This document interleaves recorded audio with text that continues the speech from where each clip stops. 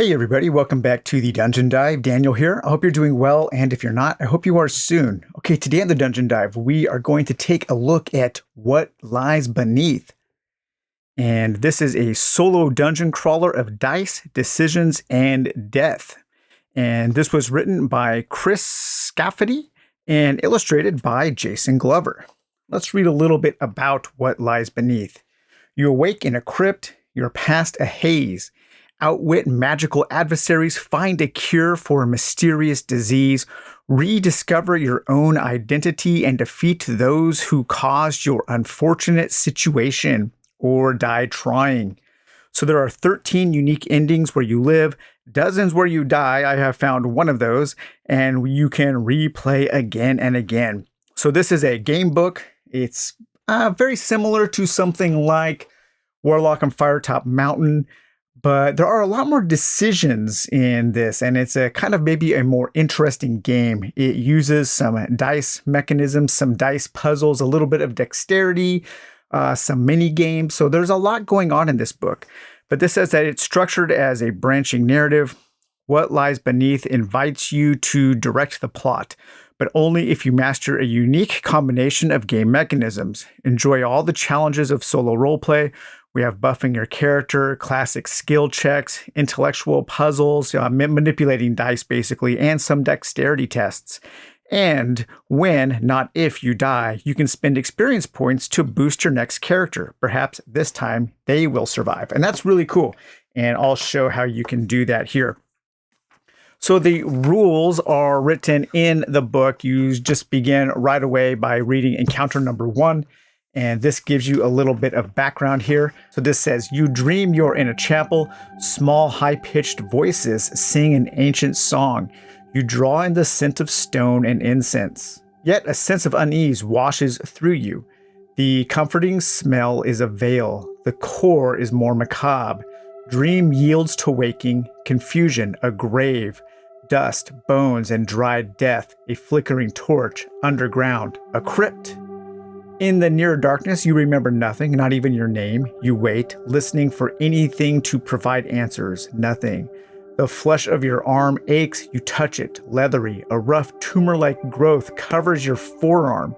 The weak torchlight sparkles from its surface as if from a wound, yet it feels dry. The flesh around it throbs as if infiltrated by a stealthy, spreading infection. You catch a wisp of a breeze, heavy on the stench of rot. You gag, yet a breeze suggests a way out. You take the torch, determined to get out of here alive. And then as you read through the first few pages, the first few encounters, you will learn how to play the game. So the first thing you do is you will create a character. Now, if you've already played before, the rules are also described here in the back. We have an appendix, and we have our rules reference here, so you can have all of the rules here that you might need to reference while you are playing.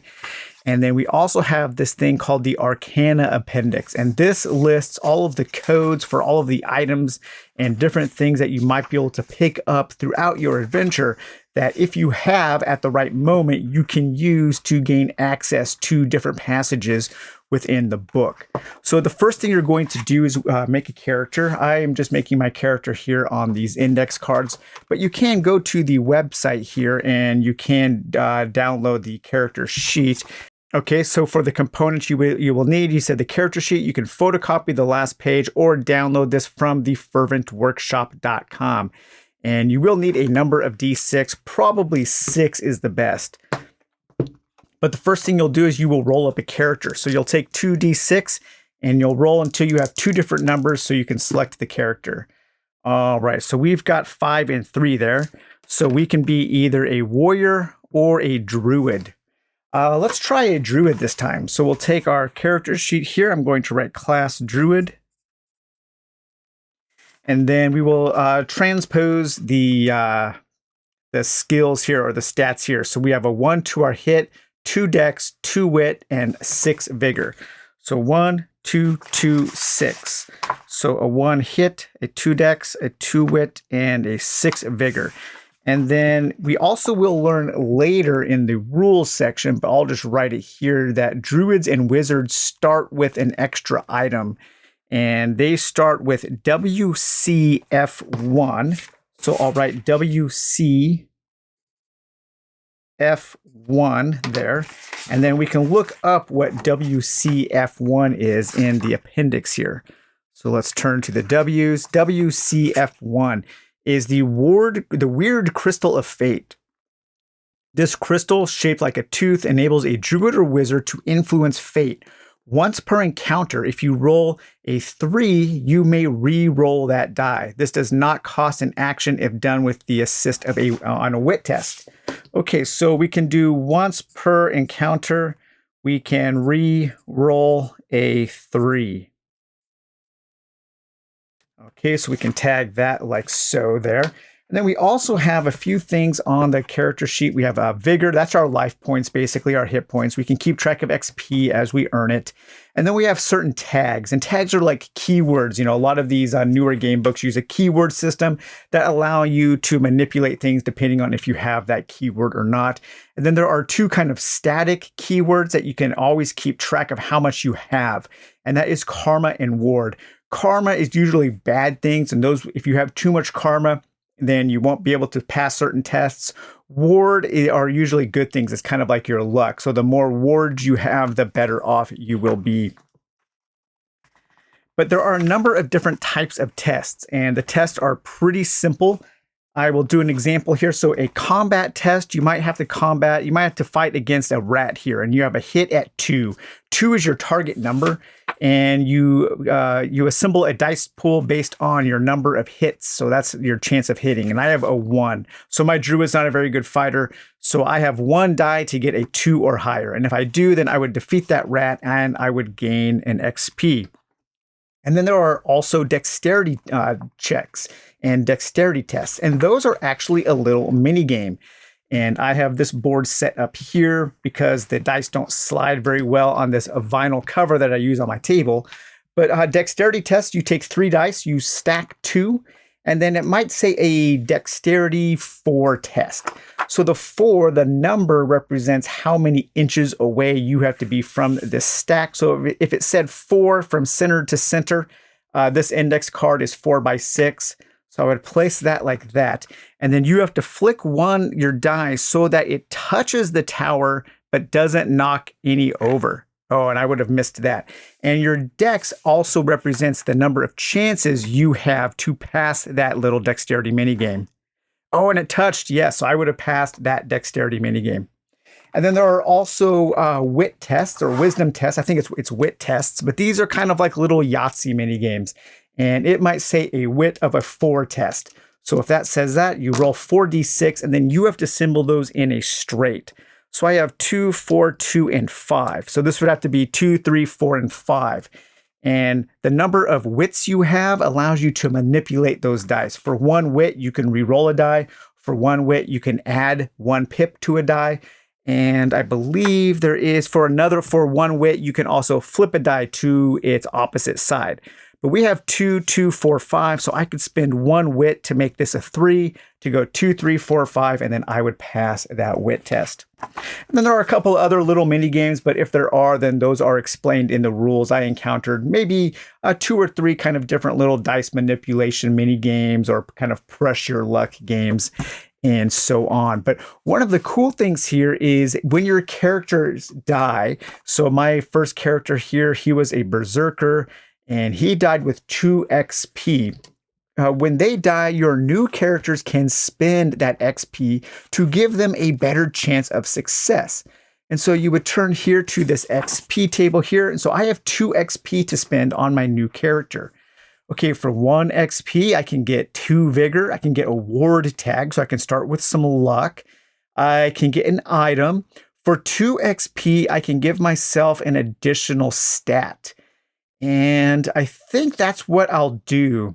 I'm actually going to give myself an additional hit so that I have 2, 2, and 2.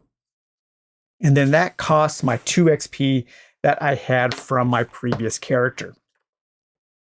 So we've learned basically all of the rules, and now we are ready to start our adventure. We'll read through a few passages here.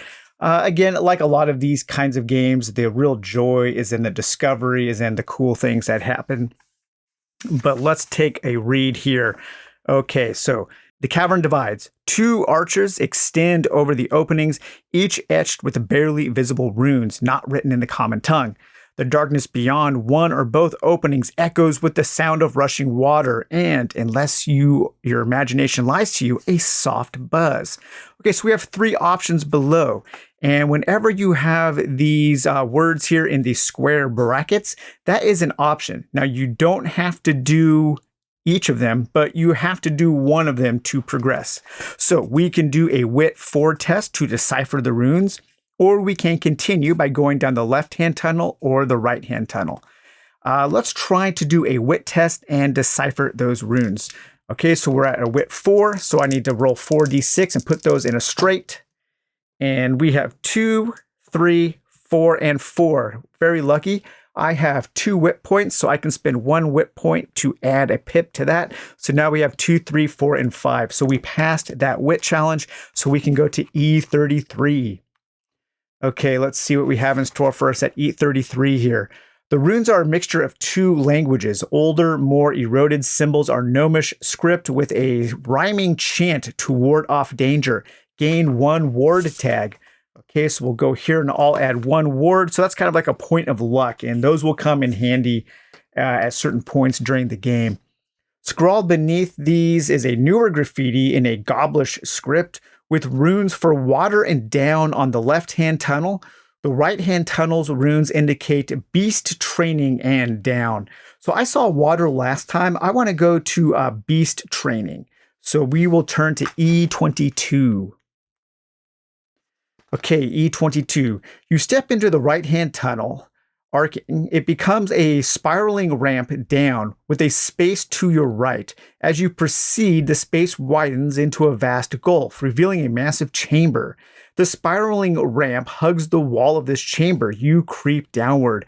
The buzzing pauses. Torchlight moves along the floor of the chamber, astonishingly far beneath you.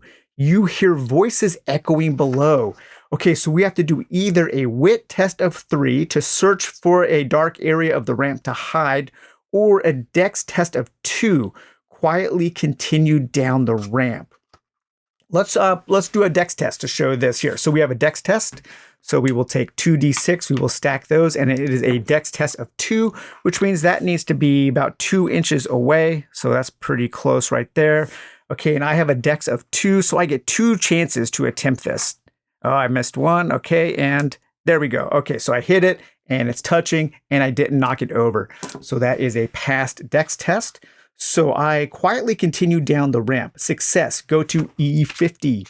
Okay, let's turn to E50 here. Okay, and there's some of Jason Glover's art. We'll take a little look at the rest of the book after a couple more passages here. You sneak along the ramp, watching your step to avoid tripping or accidentally making noise. You reach a flat area at the bottom of the ramp where you conceal yourself behind a pile of boxes.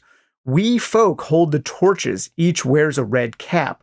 One with a long beard is lecturing the other. The speaker opens a small satchel, withdraws a handful from within, and throws sparkling dust at the other, who suddenly transforms into a naked, buzzing beast that flies upward.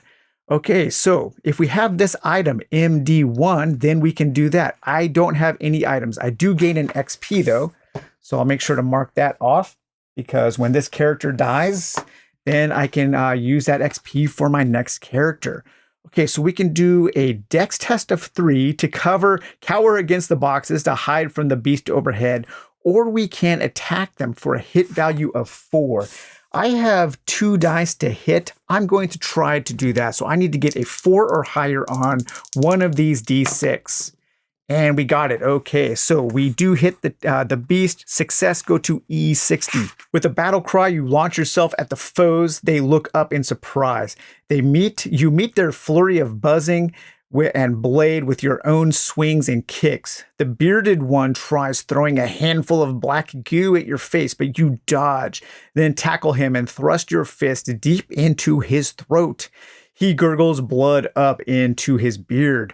The winged one leaps onto your back, stinging. You punch it in the face, and it careens against the wall. It transforms into a small, gobblish being. The two lie still on the floor. From your foes' bodies, you retrieve a dagger. So I lose 1 vigor from the battle wounds, but I gain an item, a weapon. Okay, nice. So I go down to 5 vigor, but I gain an item, and that is a weapon.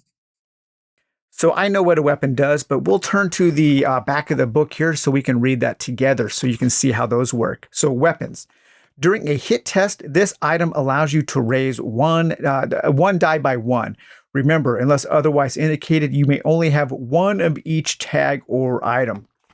So I have this weapon. It is a dagger. And this will give me a +1 to a hit roll. Okay, so that'll definitely come in handy later. Okay, here we go. So you also find a puzzling amulet. You turn it about, noticing that it glows redly when near to your tumor. So that's on our arm here.